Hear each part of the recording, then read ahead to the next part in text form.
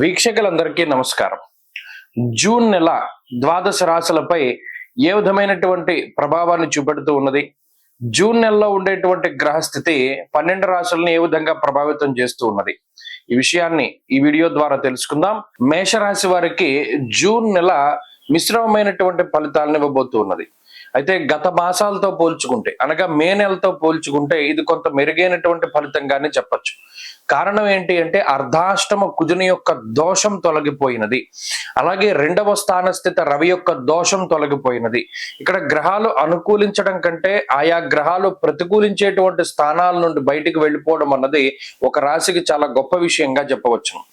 ఏలినాటి శని ఏర్పడిన తర్వాత ఈ రవి గ్రహం కుజస్తంభన అర్ధాష్టమ కుజుని యొక్క స్థితి ఇవన్నీ కూడా చాలా ఇబ్బంది పెడుతూ ఉన్నటువంటి తరుణంలో గురుబలం కూడా తగ్గిపోవడం వల్ల మేషరాశి వారు మే నెలలో చాలా ఒడిదుడుకుల్ని అనుభవించారు.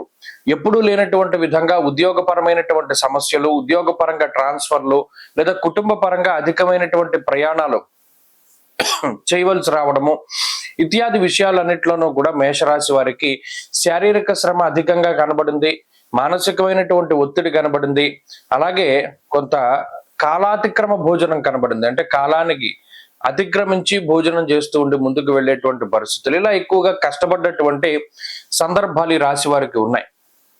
మరి ఇప్పుడు ఈ అర్ధాష్టమ కుజదోషం తొలగిపోవడం వల్ల కుటుంబ సంబంధమైనటువంటి ఇబ్బందులు తొలగిపోతాయి.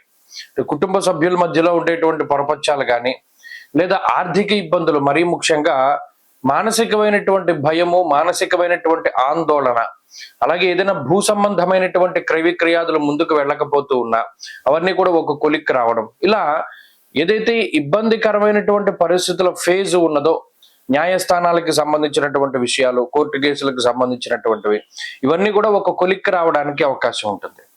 ఇక రెండో విషయం ఏంటి అంటే రవి యొక్క దోషం తొలగిపోవడం.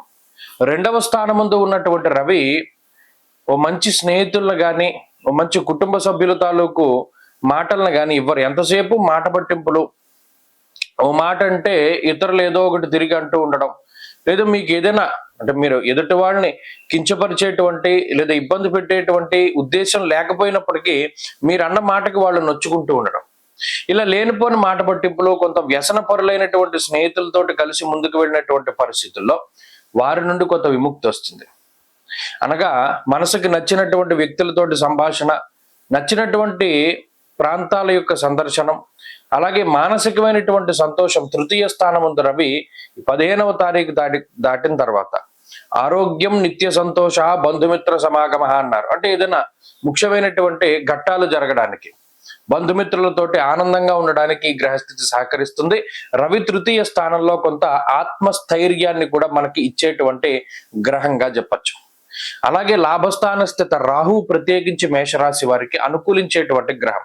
ఇక్కడ చూడండి, ప్రతికూలతలు తగ్గాయి, అనుకూలత పెరిగింది. కాబట్టి ఇది గత మాసాల కంటే అద్భుతమైనటువంటి స్థితే. కానీ మరి ఎందుకంటే మిశ్రమమైన పరిస్థితి అన్నారంటే ఇక్కడ ఏలినాటి శని యొక్క ప్రభావం ఉన్నది, అది గురుబలం లేకపోవడము, ఇవి రెండూ కూడా ప్రధానమైన సమస్యలు.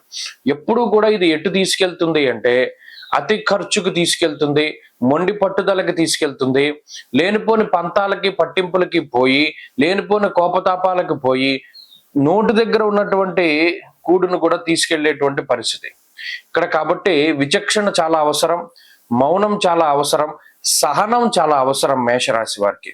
ఇప్పుడున్నటువంటి పరిస్థితుల్లో అవి గనక ఉండగలిగితే రాహు యొక్క యుక్తి అంటే తెలివితేటలు చాలా గొప్పగా ఉపయోగపడతాయి. ప్రత్యేకించి అర్ధాష్టమ కుజదోషం పోయాక పంచమంలో కుజకేతువుల యొక్క యుతి జరుగుతూ ఉన్నది. ఇక్కడ షార్ట్ టెంపర్ లో నిర్ణయాలు తీసుకోవడము, లేదా కోపంలో నిర్ణయాలు తీసుకుంటూ ఉండడం, బాధలో నిర్ణయాలు తీసుకుంటూ ఉండడం ఇత్యాది విషయాలు కొంత బాధించడానికి అవకాశాలు ఉంటాయి. వాటి నుండి కొంత జాగ్రత్తగా ఉండండి.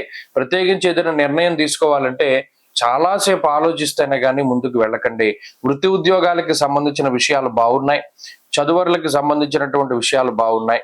మేషరాశి వారు ఈ మాసంలో మరింత అనుకూలమైనటువంటి ఫలితాలు సాధించడానికై పరమేశ్వరుని యొక్క ఆరాధన, ప్రతిరోజు రుద్రకవచాన్ని పారాయణ చేస్తూ ఉండడం చెప్పదగినటువంటి సూచన.